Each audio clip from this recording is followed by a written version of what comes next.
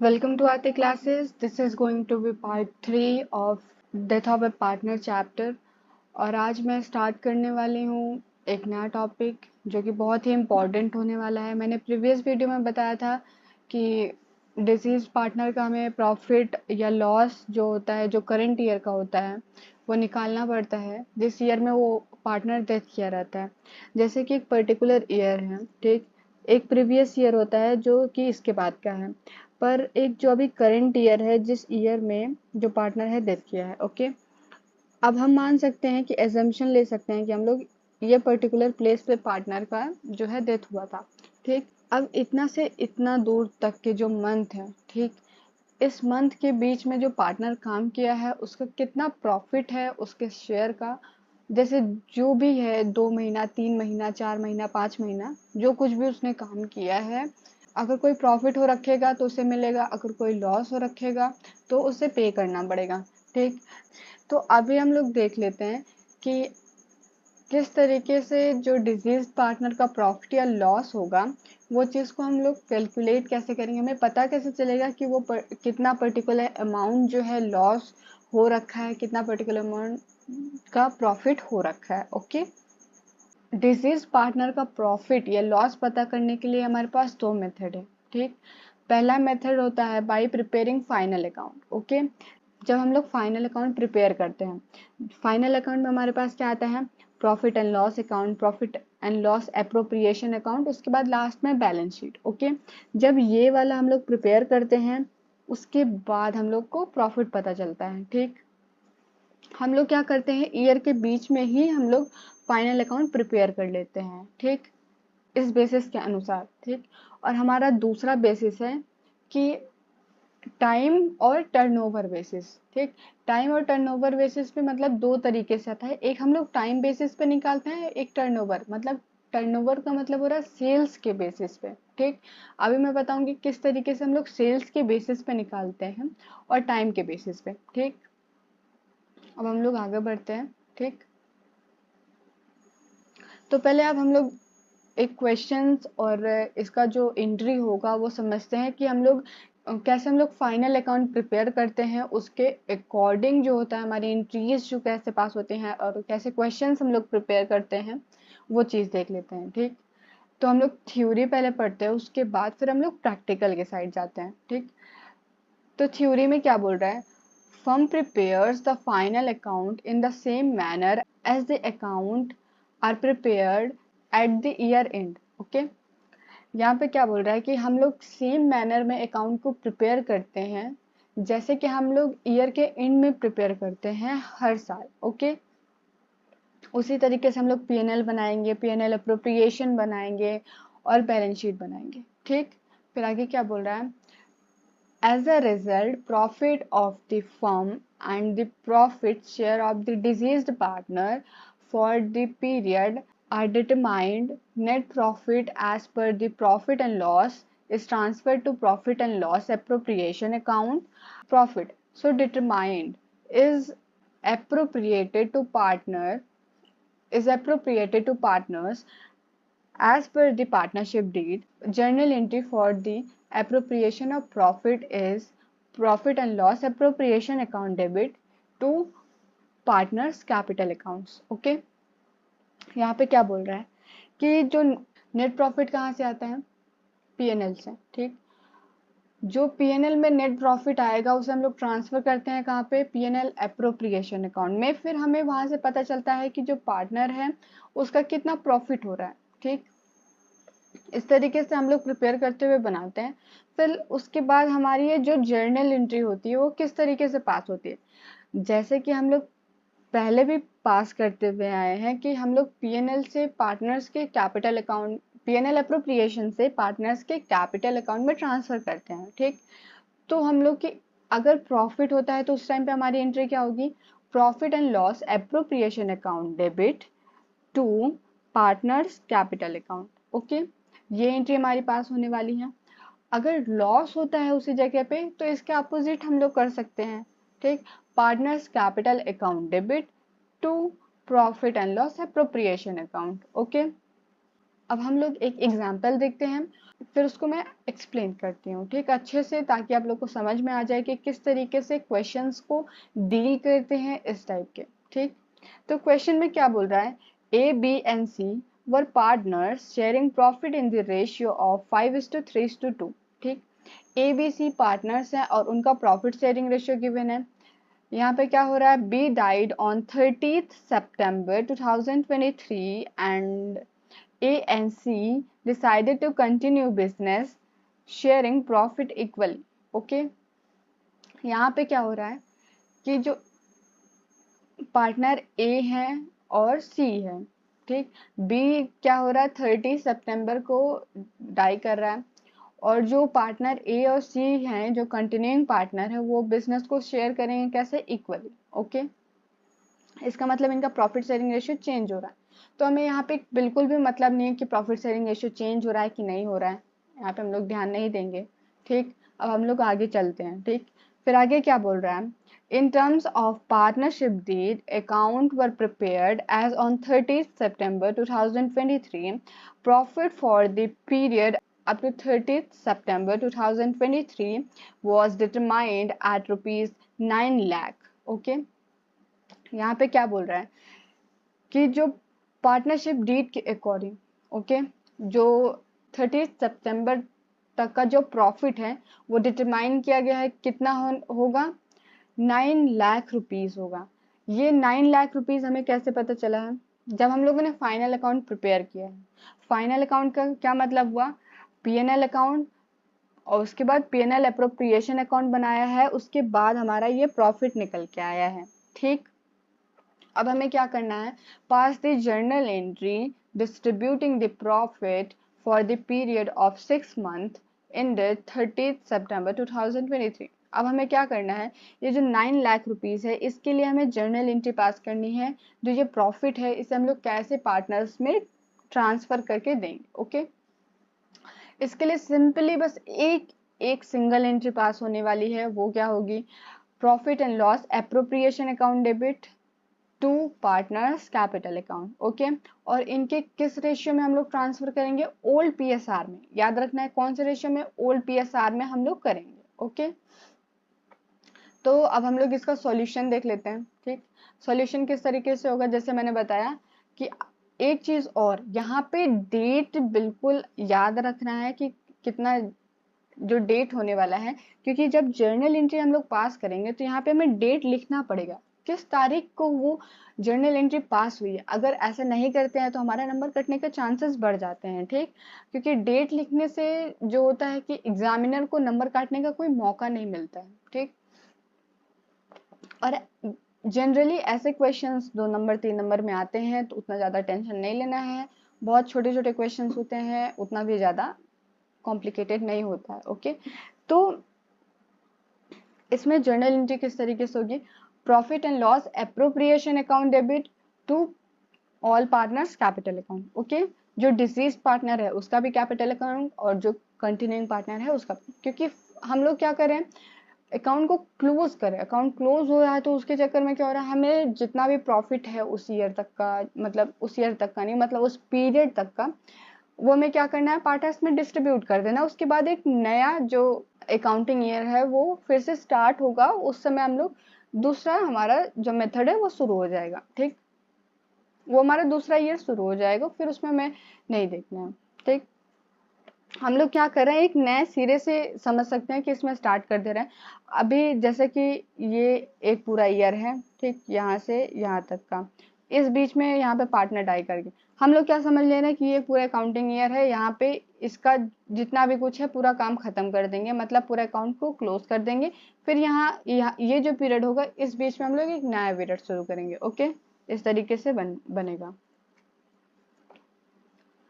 तो journal entry आप लोगों ने देख लिया, कितना सिंपल और इजीएस्ट वे है, और ये काफ़ी सिंपल है। ठीक, अब हम लोग इसमें सबसे इम्पॉर्टेंट केस जो होने वाला है वो कौन सा होता है, सेल्स और टर्नओवर और सेल्स बेसिस वाला क्वेश्चन सबसे ज़्यादा इम्पॉर्टेंट होता है, वो टॉपिक ही सबसे ज़्यादा इम्पॉर्टेंट है।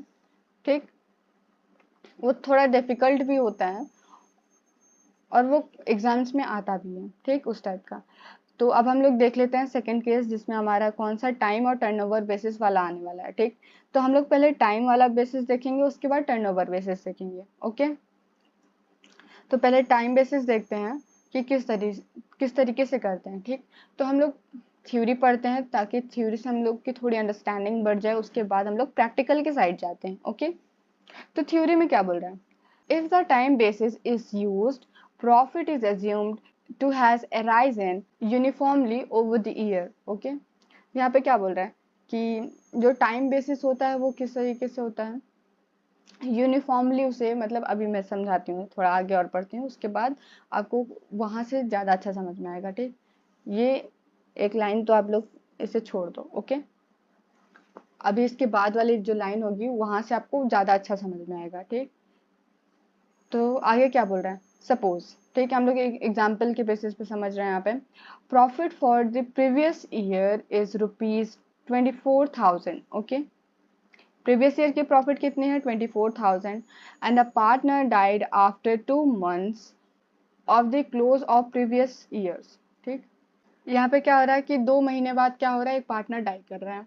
ठीक, यहाँ पे क्या होगा, profit for the 2 months will be ₹4,000। कैसे 4,000 हुई, यूनिफॉर्मली बोला यहाँ पे कि जो प्रीवियस ईयर का प्रॉफिट है हम लोग उसके बेसिस पे हम लोग इसका, इस जो जो 2-3 महीना जितना भी रहे, 4 महीना, 5 महीना, 9 महीना, 8 महीना, ठीक, उसके बेसिस पे हम लोग निकालने वाले हैं जो उस जितने टाइम तक अप टू द डेथ जो पार्टनर का प्रॉफिट होगा वो निकालेंगे। ठीक, जैसे ₹24,000 प्रॉफिट था, तो हम लोग क्या करेंगे, 2 महीने और का ये तो पूरे ईयर का है, मतलब 12 महीना का।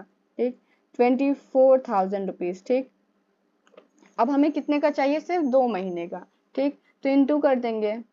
ठीक, तो हमारे पास कितना आ जाएगा, ₹4,000। ओके, ये हो गया हमारा कितना, अप टू द डेथ। ठीक, प्रॉफिट इस तरीके से ही निकलता है। और अब क्या हो गया, ये तो अप टू द डेथ मतलब हो गया है कि ये तो सारे पार्टनर का प्रॉफिट है। अब इसमें से हम लोग क्या करेंगे, जो पार्टनर का जितना प्रॉफिट शेयर हुआ, ठीक, अब हम लोग कोई भी रेशियो के अकॉर्डिंग जो उसका प्रॉफिट शेयर का रेशियो होगा यहाँ पे हम लोग फिल कर देंगे। ठीक, एज्यूम करके, उसके बाद जो प्रॉफिट आएगा वो हो जाएगा डिसीज पार्टनर का प्रॉफिट। ठीक, अब हम लोग आगे चलते हैं, इसका क्वेश्चन समझेंगे। ठीक, तो एग्जाम्पल में क्या बोल रहा है, आर डी एंड के वर partners sharing profit in ratio 3:2:1। ठीक, यहाँ पे प्रॉफिट शेयरिंग रेशियो कितना है, 3:2:1। ओके, उसके बाद क्या बोल रहा है, डी डाइड ऑन 30th जून 2023। अब देख लेते हैं कि हमारा जो 30 जून कितना महीना हो रहा है। ठीक, हमारा 1 अप्रैल से क्या होता है, काउंटिंग पीरियड स्टार्ट होता है, तो 1 अप्रैल से 30 जून, मतलब जून एंड है, तो कितना हो जाएगा, अप्रैल, मई, जून, 3 महीना। ये हमें 3 महीने का प्रॉफिट निकालना है। ठीक, तो अब आगे हम लोग देख लेते हैं क्या बोल रहा है, R and K decided to continue the business share of profit और loss of the deceased partner from the beginning of the year up to the date of death was to be estimated on the basis of last year's profit. Okay, last year के profit पे हमें करना था। ठीक, last year मतलब वही time basis हो गया, आप समझ सकते हैं, लास्ट ईयर प्रॉफिट बोल दिया मतलब टाइम बेसिस। ठीक, फिर क्या बोल रहा है, विच वॉज ₹3,60,000। ठीक, प्रीवियस ईयर का प्रॉफिट कितना बताया, ₹3,60,000। अब ये ₹3,60,000 12 मंथ का प्रॉफिट था। ठीक, प्रीवियस ईयर में। अब इसको क्या करेंगे, हम लोग इंटू करेंगे 3 मंथ से, डिवाइडेड बाई 12। ओके, जब हम लोग इंटू करेंगे तो हमारे पास कितना आ जाएगा, हमारे पास कितना आ जाएगा, 90,000। ओके, ये 90,000 कितना हो गया, ये 3 महीने का प्रॉफिट हो गया। ठीक, अब जो पार्टनर डेथ किया है उसका प्रॉफिट शेयर कितना था, वो चीज देख लेते हैं। डिजीज पार्टनर कौन है, डी है, और उसका प्रॉफिट शेयर कितना है, 2/6। ओके, तो यहाँ पे क्या कर देंगे, इनटू करेंगे हम लोग इसे 2/6 से। ठीक, तो हमारे पास कितना आ जाएगा,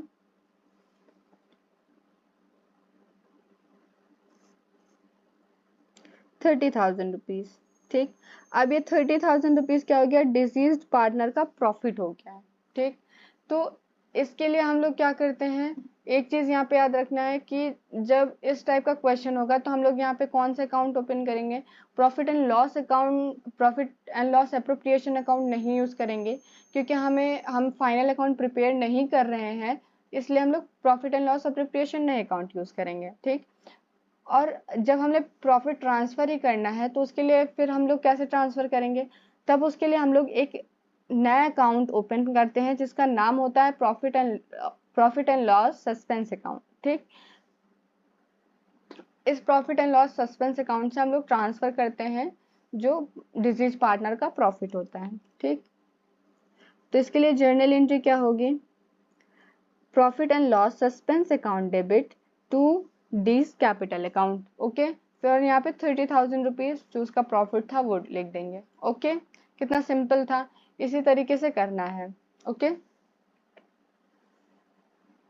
ये चीज़ याद रखना है यहाँ पे कि profit and loss suspense account ही होगा, क्योंकि एग्जाम में ऐसे आएगा, और अगर आप अप्रोप्रिएशन लिख दीजिएगा तो वो कट जाता है मार्क्स। ओके, अब हम लोग देख लेते हैं कि टर्नओवर बेसिस पे हम लोग किस तरीके से करते हैं। ओके, तो पहले थोड़ा थ्योरी पढ़ते हैं, और ये है उसका फॉर्मूला जो कि यूज होने वाला है और याद भी रखना पड़ेगा आपको।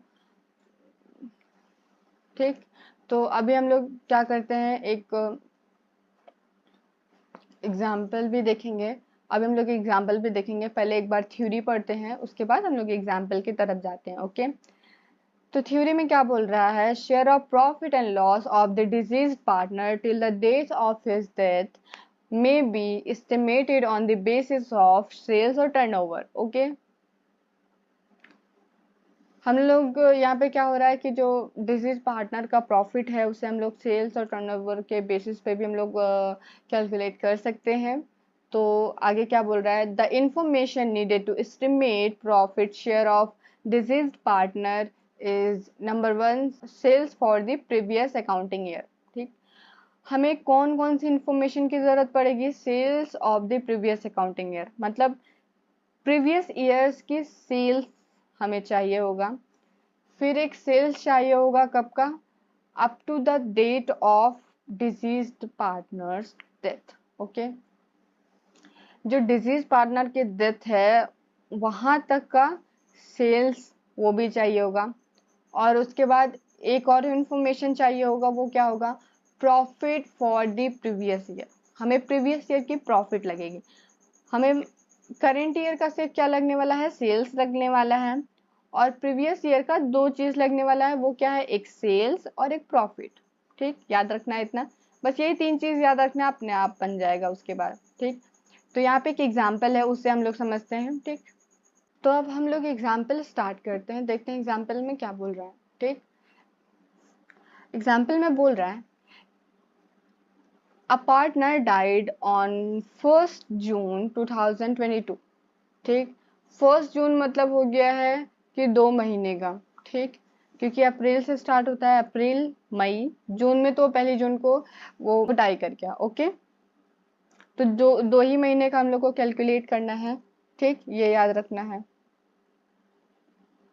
तो क्या हुआ, 2 महीने का हम लोग को कैलकुलेट करना है। ठीक, फिर आगे क्या बोल रहा है, accounting year being close on 31 March each year. ठीक, अकाउंटिंग ईयर कब क्लोज होता है, हर साल 31 मार्च को क्लोज होता है। ठीक, फिर आगे क्या बोल रहा है, profit till the date of death will be determined on the basis of sales, हमें सेल्स के बेसिस पे डिटरमाइन करना है। फिर आगे क्या बोल रहा है, assuming profit for the year ending on 31 March 2023 will be same as it was for the year in the 31 March 2022। ठीक, यहाँ पे क्या हो रहा है कि एज्यूम किया जा रहा है जो सेल्स होगा वो सेम होगा, मतलब सेल्स नहीं, मतलब प्रॉफिट जो होगा वो सेम होगा, कैसे, जो 22 में हुआ था 2022 में वही 2023 में भी होगा। ओके, फिर आगे क्या बोल रहा है, the following information is available. ठीक, फॉलोइंग इंफॉर्मेशन क्या है, sales for the year ended 31 March 2022।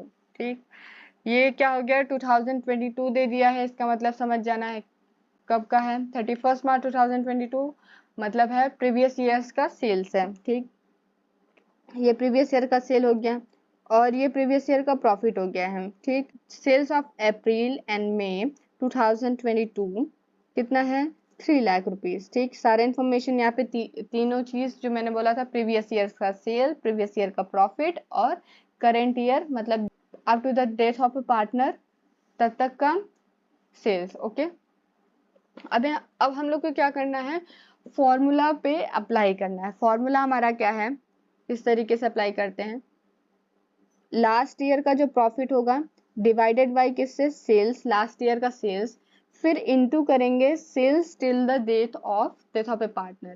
ठीक, ये शेयर ऑफ प्रॉफिट ये छोड़ देना है एक बार के लिए, ये चीज मैं आगे बताऊंगी। ठीक, पहले इतना करना है। ठीक, तो हम लोग को क्या करना है, हमारे पास पहले क्या करना है, प्रॉफिट। ठीक, प्रॉफिट कितना है प्रीवियस ईयर का, 2,40,000। ठीक, 2,40,000 रुपीज प्रॉफिट हो गया। उसके बाद डिवाइड किससे करना था, हमें सेल से करना है। तो प्रीवियस ईयर का सेल कितना था, 12 लाख रुपीज। ठीक, 12 लाख रुपीज क्या था, सेल्स। ठीक, और इनटू किससे करना है, जो करेंट ईयर का जो सेल्स था, करेंट ईयर का सेल्स कितना हो गया, 3 लाख। ठीक, जब इसको कैलकुलेट करेंगे तो हमारे पास कितना अमाउंट आएगा वो चीज देखते हैं। तो इसको कैलकुलेट करेंगे तो हमारे पास आ जाएगा कितना, 60,000 रुपीज। ठीक, अब इसे इंटू करना है किससे, प्रॉफिट शेयर से। ठीक, प्रॉफिट शेयर कितना है वो चीज देख लेते हैं। प्रॉफिट शेयर पार्टनर का कितना था, यहाँ पे डिजीज पार्टनर का प्रॉफिट शेयर है 1/4। ठीक, 1/4 करेंगे। ठीक, जब डिवाइड करेंगे तो हमारे पास कितना आ जाएगा, 15,000 रुपीज। ओके, ये जो 15,000 रुपीज हुआ, ये क्या हुआ, प्रॉफिट जो प्रॉफिट हुआ है किसका, डिसीज पार्टनर का। ओके, इस तरीके से हम लोग कैलकुलेट करते हैं इस टाइप के क्वेश्चंस को। ठीक, ये क्वेश्चंस, इस टाइप के क्वेश्चंस बहुत ज़्यादा इंपॉर्टेंट होते हैं जो कि हमारे एग्जाम्स में आते हैं। ठीक, एक और एक यहाँ पे एग्जाम्पल है, आप लोग इसे खुद से भी ट्राई करिएगा। यहाँ ट्विस्टेड टाइप का क्वेश्चन है जो कि सीबीएसई सैंपल पेपर 2023 में भी आ चुका है। ठीक, आप लोग इसको एक बार प्रैक्टिस करिएगा और आप लोग इसे ट्राई करिएगा। वैसे मैंने सॉल्यूशन यहाँ बना रखा है, नहीं बनेगा तो सॉल्यूशन से एक बार समझ सकते हैं। ओके, तो यहाँ पे क्या है, computation of amount due to deceased partner. ठीक, हम लोग कैलकुलेट करेंगे कि जो डिजीज पार्टनर है उसका जो कितना अमाउंट है, मतलब कितना अमाउंट उसे पे करना है। ठीक, तो कुल मिला के ये कुछ भी नहीं है, जैसे कि हम लोग पार्टनर्स का कैपिटल अकाउंट प्रिपेयर करते हैं, सेम वही चीज़ है, पार्टनर्स का कैपिटल अकाउंट ही प्रिपेयर करना है हमें, पर डिजीज पार्टनर का। ठीक, सिंपली उसका अकेले एक पार्टनर का कैपिटल अकाउंट जैसे प्रिपेयर करते हैं वैसे प्रिपेयर करेंगे। ठीक, उसका प्रॉफिट का प्रॉफिट देंगे और जितना भी लोन वोन है, ड्राइंग व्राइंग है, उसका सेटल करेंगे। ओके, फिर जो लास्ट में प्रॉफिट आएगा उसे क्या कर देंगे हम लोग, जो डिसीज पार्टनर का जो एग्जीक्यूटर होगा उसके अकाउंट में हम लोग ट्रांसफर कर देंगे। ठीक, ये काम हम लोग को करना है। अब उसके बाद फिर क्या करना रहता है, जो एग्जीक्यूटर है उसको पेमेंट करना रहता है। ठीक, एग्जीक्यूटर को या तो हम लोग क्या कर सकते हैं, दो तरीके से पेमेंट कर सकते हैं। ठीक, यहाँ पे जो लीगल हायर या एग्जीक्यूटर होता है उसको दो तरीके से पेमेंट करना रहता है। ठीक, एक लमसम बेसिस पे कर सकते हैं। लमसम बेसिस क्या हो गया कि हम लोग पूरा पैसा एक बार में दे दें, और एक होता है हमारा इंस्टॉलमेंट बेसिस पे। ठीक, लमसम वाले में कोई लफड़ा नहीं है, एक बार में पूरा का पूरा ट्रांसफर हो जाता है। तो जो ट्रांसफर होता है वो किस तरीके से होता है, पहले तो देखो पार्टनर का जो कैपिटल अकाउंट है, पार्टनर का जो कैपिटल अकाउंट था, ठीक, कैपिटल अकाउंट से जाएगा किस में, एग्जीक्यूटर के अकाउंट में। ठीक, फिर एग्जीक्यूटर के अकाउंट से हम वहां से हम लोग पे कर देंगे। ठीक,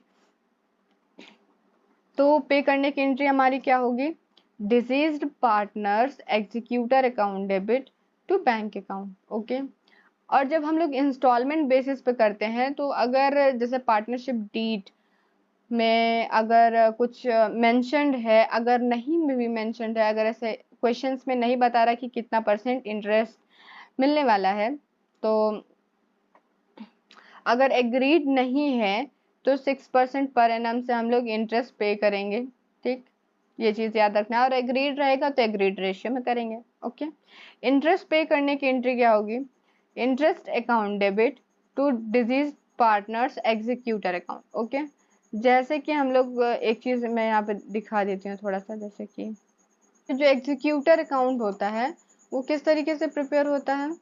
जैसे पार्टनर्स का कैपिटल अकाउंट प्रिपेयर करते हैं, बिल्कुल वैसा ही दिखता है एग्जीक्यूटर अकाउंट। ओके, जो क्रेडिट साइड होता है उस साइड हम लोग जैसे इंटरेस्ट जो पेमेंट करते हैं उसका दिखता है, ठीक। और जो डेबिट साइड में होता है जब हम लोग पैसा पे करते हैं, जैसे टू बैंक अकाउंट, ये सब लिखते हैं। ओके, इस तरीके से हम लोग करते हैं, प्रिपेयर करते हैं उसको, ठीक। और ये चीज़ हो गया। और उसके बाद फिर यहाँ पे देखो दो एंट्री पास होती है। पहले तो एक जो इंटरेस्ट पे करते हैं यहाँ पे उसका एंट्री होगा, फिर दूसरा जब पेमेंट करेंगे जो इंटरेस्ट का अमाउंट है और जो प्रिंसिपल अमाउंट है उसका, ठीक, उसका एक साथ होता है, वो एंट्री करेंगे। इस चैप्टर में बस इतना ही है। फिर एक चीज़ और लास्ट में वो होता है, वो क्या है? Capital adjustment. कैपिटल एडजस्टमेंट किस तरीके से होता है? जैसे कि हम लोग सारे चैप्टर्स में पढ़ते हैं कैपिटल एडजस्टमेंट, बिल्कुल सेम वैसा ही का वैसा होता है कैपिटल एडजस्टमेंट। तो मुझे नहीं लगता है कि उतना बताने की ज़रूरत है, क्योंकि कैपिटल एडजस्टमेंट हम लोग पुराने चैप्टर्स में करते हुए आए हैं, तो हम लोग को उतना आइडिया हो गया है कि किस तरीके से कैपिटल को एडजस्ट किया जाता है, ठीक, प्रॉफिट शेयरिंग रेशियो के अकॉर्डिंग। ओके, तो मिलते हैं हम लोग नेक्स्ट चैप्टर में और नेक्स्ट वीडियो में। ओके, तब तक आप लोग क्वेश्चंस को प्रैक्टिस करिए।